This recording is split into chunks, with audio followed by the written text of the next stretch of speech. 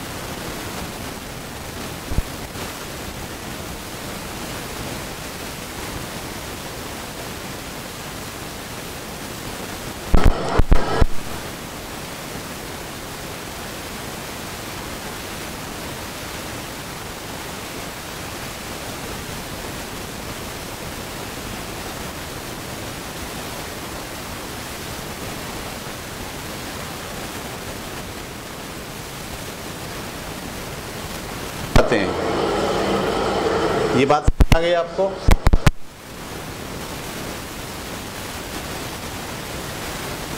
Acceleration, uniform acceleration,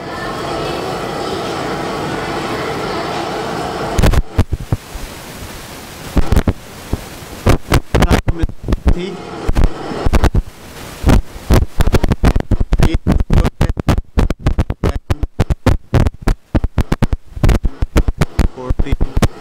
50, 60, 70, 80, ठीक है। आप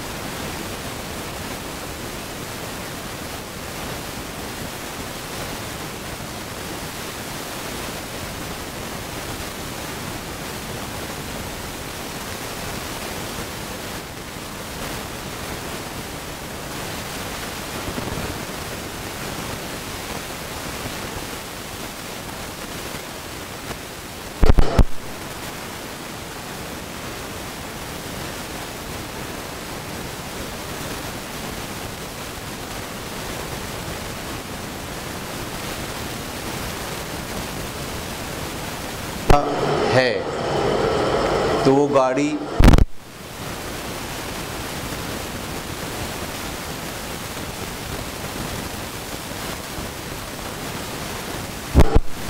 के अंदर अगले सेकंड में कितना हो गया 6, वेलोसिटी में चेंज आया। अगले सेकंड में वेलोसिटी में चेंज कितना आ गया 7 का आ गया। तो हम बोले ये नॉन यूनिफॉर्म एक्सेलरेशन है। ठीक है, ऐसा भी होता है बाज़ औक़ात कि वेलोसिटी जो बढ़ रही होती है वो एक जैसी नहीं बढ़ रही होती, तो उस वक्त एक्सेलरेशन होता है अभी भी, लेकिन यूनिफॉर्म एक्सेलरेशन नहीं होता। तो यूनिफॉर्म एक्सेलरेशन का आप डेफिनेशन क्या करेंगे, हर सेकंड में जो वेलोसिटी में चेंज अगर आ रहा है और एक जैसा आ रहा है तो हम कहेंगे कि ये एक्सेलरेशन यूनिफॉर्म एक्सेलरेशन है। और हर सेकंड में वेलोसिटी में आने वाला चेंज एक जैसा नहीं है, डिफरेंट है, तो अब ये वेरिएबल एक्सेलरेशन हो गया, यूनिफॉर्म एक्सेलरेशन नहीं होगा। ये बात क्लियर हो गई आपको। तो अगला टॉपिक ये था आपका, किताब के अंदर लिखी है डेफिनेशन यूनिफॉर्म एक्सेलरेशन की बाज़ाब्ता। A constant rate of change of velocity is called uniform acceleration. Page number 42 के ऊपर है ये। A constant rate of change of velocity is called, एक जैसी वेलोसिटी की तब्दीली यूनिफॉर्म एक्सेलरेशन कहलाती है। ठीक है, उसके बाद यहाँ आपके पास तीसरी एग्जाम्पल और चौथी एग्जाम्पल है, ये आपको ख़ुद करनी है। ठीक है, मैं बहुत सारे सवाल आपको करा चुका हूँ। पेज नंबर 42 पर और 43 पर 2 एग्जाम्पल हैं, वो आप ख़ुद कीजिएगा पढ़कर। मैं आ गया पेज नंबर 44 पर। यहाँ टॉपिक है स्केलर एंड वेक्टर्स।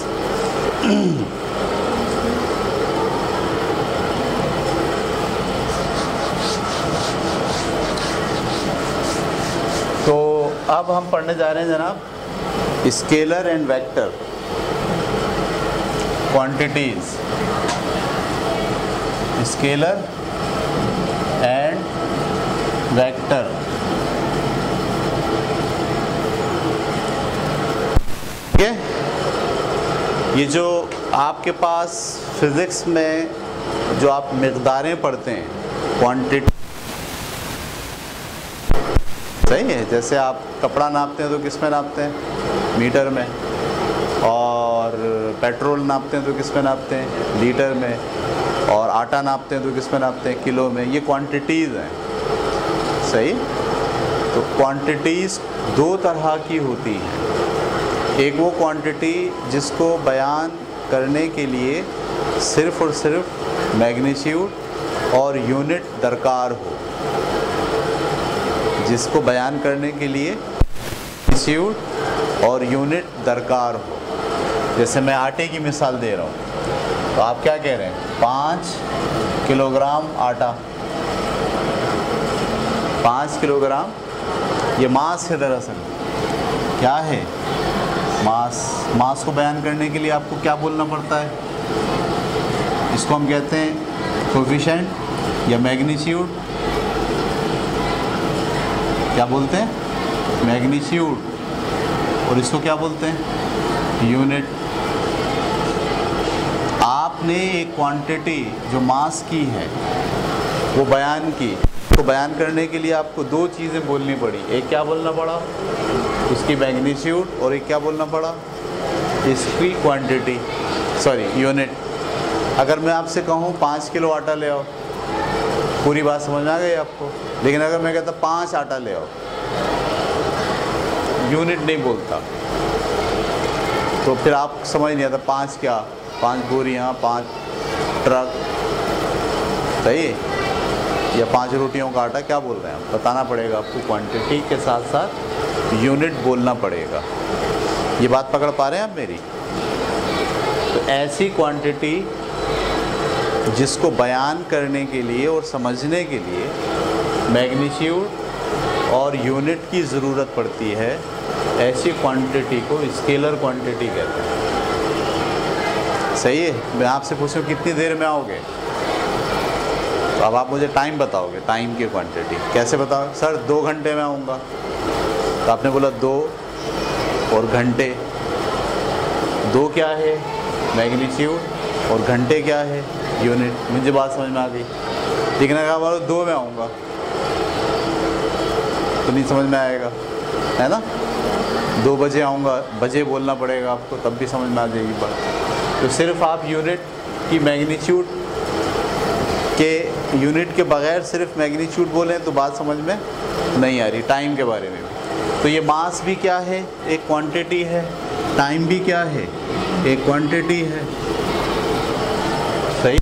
इसी तरीके से मैं आपसे कहूँ भाई आपका घर कितनी दूर है, आप बोलोगे भाई 2 किलोमीटर, तो अब ये 2 मैग्नीट्यूड है और किलोमीटर यूनिट है।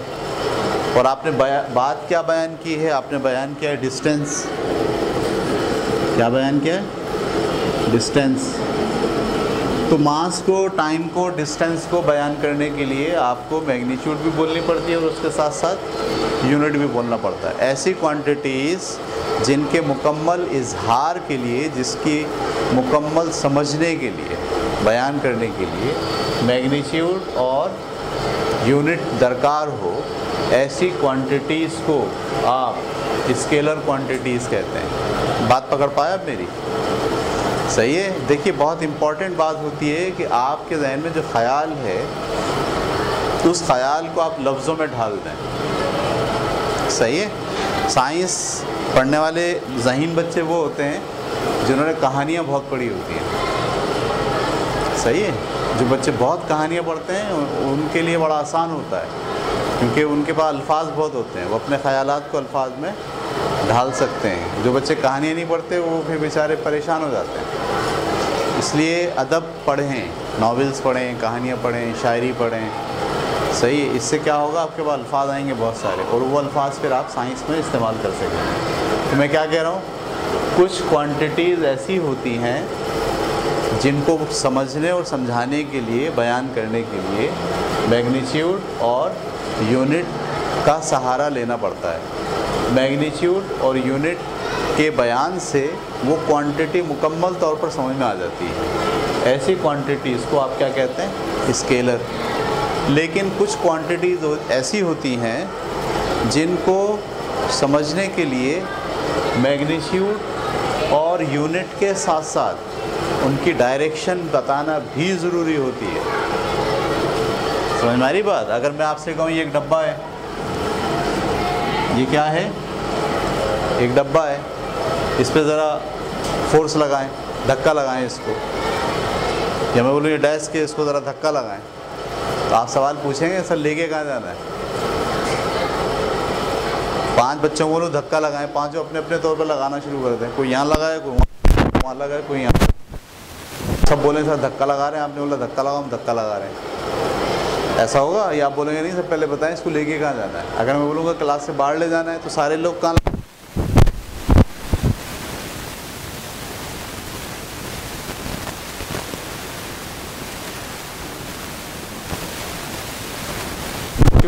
पड़ती है, उसके साथ साथ उसका यूनिट भी बताना पड़ता है और डायरेक्शन भी बतानी पड़ती है।